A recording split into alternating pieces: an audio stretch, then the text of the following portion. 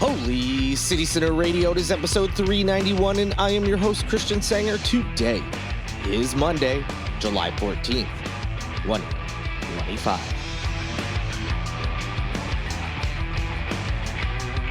Hello, everyone. Welcome back to the show. I hope you had an amazing weekend and got out there and had some fun. Whatever it was that you did, I hope you had a blast. Not much going on over here. Pretty boring weekend, at least in terms of anything you all want to hear about. I had a nice weekend, but just didn't do anything that's exciting and worth talking about. So you know what that means? We get right into the news. Well, it's time to check your voter registration. And no, this isn't one of those, get out the vote and deadline's coming up. No, there's an actual reason that you may want to check your voter registration. And that's because state officials recently marked about 170,000 South Carolina voters as inactive. And basically, what that means, they have their state voter rolls, of course. And if you're marked inactive, you can't vote. Uh, I can tell you how to fix that. I mean, you can still vote, but there's a couple things you have to do first. So the reason for this is the people failed to verify their registration information. The State Election Commission, aka the SEC, mailed address confirmation cards out back in April to more than 191,000 registered voters who had not voted or updated their registration since 2020. The group represents about 5% of the state's nearly 3.5 million registered voters.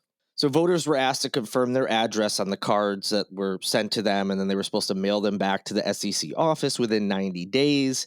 Of those 191,000 registered voters that were supposed to receive something in the mail, only 23,000 sent it back. So that means there is a lot of folks. Some may be for whatever reason they've left the state, etc. But these are people who potentially will want to vote and are currently inactive. Now, as I said, inactive voters are still eligible to vote, but they have to reconfirm their address first. Otherwise, they won't be able to participate in future elections. Inactive voters remain on the list for 2 general election cycles before being removed completely. So there's a few steps here. If you're marked inactive, you're not removed from the voter rolls. You just have to reconfirm, so it's not a huge deal. But yeah, if you remain in that inactive status for 2 general election cycles, you'll be removed from the voter roll, and then it's the longer process of registering the vote and all the things that go along with that. So the next statewide election in South Carolina will be held in November of 2026. So obviously we've got some time, but again, doesn't hurt to try now and make sure you get everything figured out, because you know how sometimes these things go. As simple as it sounds, there's always a hitch in the plan. So doesn't matter that we've got a little ways to go before the next statewide election. You can verify your registration, make sure everything's up to date. Just go to scvotes.gov. Now, again, even if you don't believe you fell under the category of someone who hasn't voted or updated their registration since 2020, it doesn't hurt to check. You never know. There could be errors. Maybe you just aren't remembering, oh, maybe I didn't vote in that one election I thought I did. So it doesn't hurt to go check. And again, I know we're a ways away from the next election, but it's always good to make sure these things are taken care of as soon as possible. Because the closer you get to election, there'll be more people, realizing, oh my gosh, I need to update things, or I'm inactive, and that will delay things as well. So head to scvotes.gov. It's real simple, real quick. Just make sure you're active and everything is good to go. We have another update on the Shrimp Gate. Another restaurant has reached an agreement, although details on this one are a little fuzzy. If you need a recap, the short version is a consulting firm did some tests to determine if shrimp sold at a handful of local restaurants were actually, from South Carolina waters or from elsewhere. They tested 44 restaurants. Only 4 of them had South Carolina shrimp.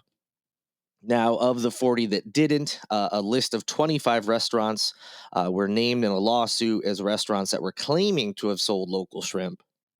in some capacity, whether on their menu, signage, social media, etc. But 25 restaurants that claim they were serving local shrimp and in fact were not. And so we've seen a couple restaurants reach some agreement with the South Carolina Shrimpers Association, who are behind the lawsuit. And another one has done just that. So Mount Pleasant Seafood announced this past Thursday that they had come to a resolution on all claims related to the ongoing Shrimpgate matter. The involved parties have yet to release details surrounding the resolution, but they did say that the agreement only pertains to Mount Pleasant Seafood. So there are still many restaurants on that list. I think at this point, um, it's Hyman's, Page's Okra Grill, and now Mount Pleasant Seafood. I believe it's only these three that have reached an agreement of some kind. And we've talked about those other two restaurants on previous podcasts. So that means we're still looking at about 22 restaurants that are still part of this lawsuit. I'm sure others are in discussions with the South Carolina Shrimpers Association, and we'll see more updates like this one. But in any event, we don't know the details. If what exactly it means to come to a resolution. I would imagine whatever the issue with, however they were advertising local shrimp when they didn't have it. I'm assuming part of the agreement is getting rid of that. In the case of Page's Okra Grill, remember they had like outsourced their social media to some firm, and that group, they said there was a miscommunication, and that group was advertising the local shrimp when there really wasn't. And so they removed all those posts and made sure that whoever's doing their social media is aware that they cannot say that. So we got a good amount of details about that one, but nothing here. So whatever the issue was, it is resolved. Mount Pleasant Seafood is now in the good graces of the South Carolina Shrimpers Association. And as I said, we still got 22 restaurants to go. We'll see what happens there. All right. Admittedly, this is a little doom and gloomy. This is not to sound any, panic alarms, but just something to think about and keep in mind, especially since there could be changes as we move forward. There could be legislation and things that come out, that could improve the forecast that I'm about to talk about. But in light of what happened in Texas with, that horrific flash flooding, I'm sure you're aware of the story. Over 100 people have been, confirmed dead in that disaster. And there's been a lot of talks about, the changes at FEMA and, and changes in funding as far as weather and weather forecasting specifically. And so this is a timely story. Whatever the results from the Texas flooding situation are, everyone wants to point blame somewhere. And, I think we'll learn more as the days and weeks go on exactly what, could have been done differently in that situation. But again, it's good to keep in mind that there are some worries about some of the changes, especially here locally, as we are in an area that can get hurricanes. So last week, three former leaders of federal weather agencies had a press conference, a virtual phone call, actually. With some local politicians and others. And they were saying that these deeper cuts or even the outright elimination of certain offices could lead to increased loss of life disasters across the U.S. beyond the fatal events we've seen in recent storms. We've seen and heard predictions and confirmations that storms are getting stronger and they're coming more frequently, and climate change is part of that reason. And so we've seen some pretty disastrous things, and these folks are saying because of cuts and changes in budget and so on and so forth, their chances of getting appropriate information and is lessening, which means these disasters could cause more damage. There could be greater losses of life because a certain part of that forecast wasn't relayed because of cuts. So, in that virtual call, which was held on July 9th, it was actually hosted by South Carolina Congressman James Clyburn. He's a Democrat. And also on the call were some other Democratic lawmakers. But there were also experts from the National Oceanic and Atmospheric Administration and affiliated research institutions.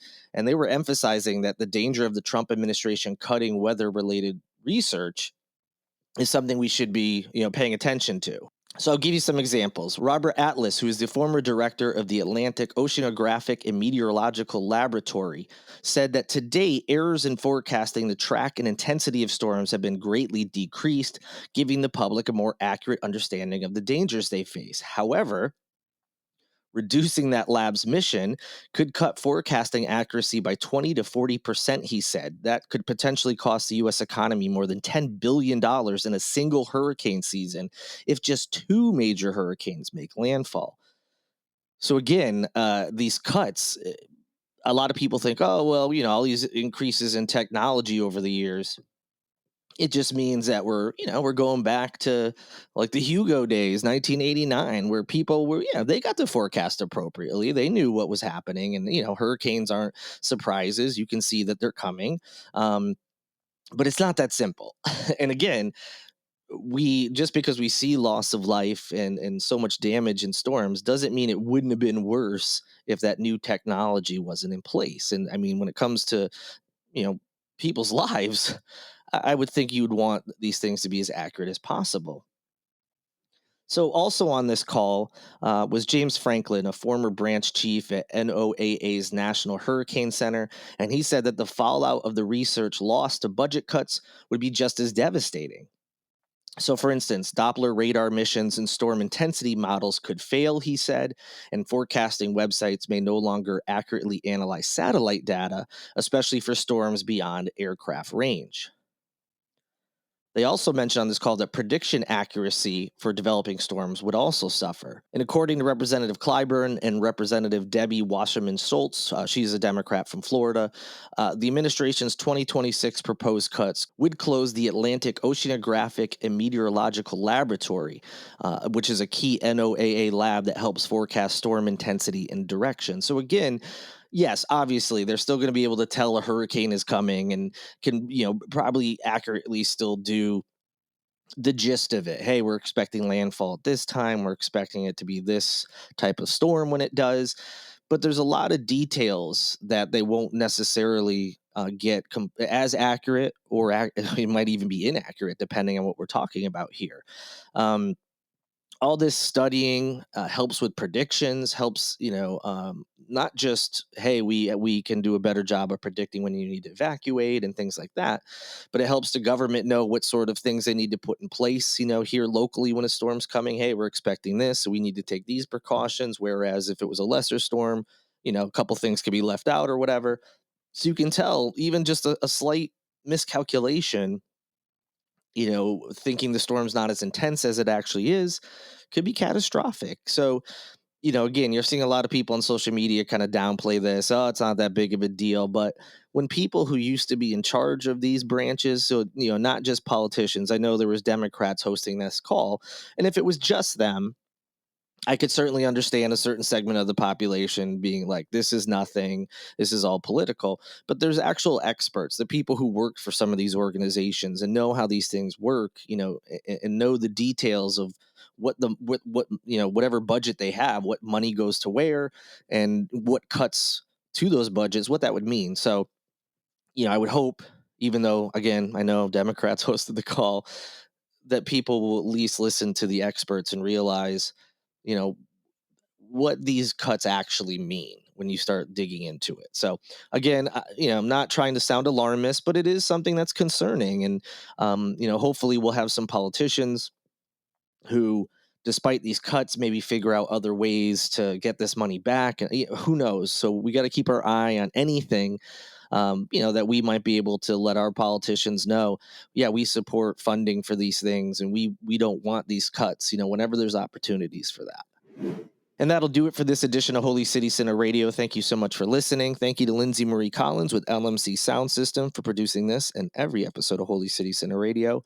And thank you to Tyler Boone, whose music you hear in each and every show. I will be back with you later this week. I'm already looking forward to it. But until then, good night and good luck.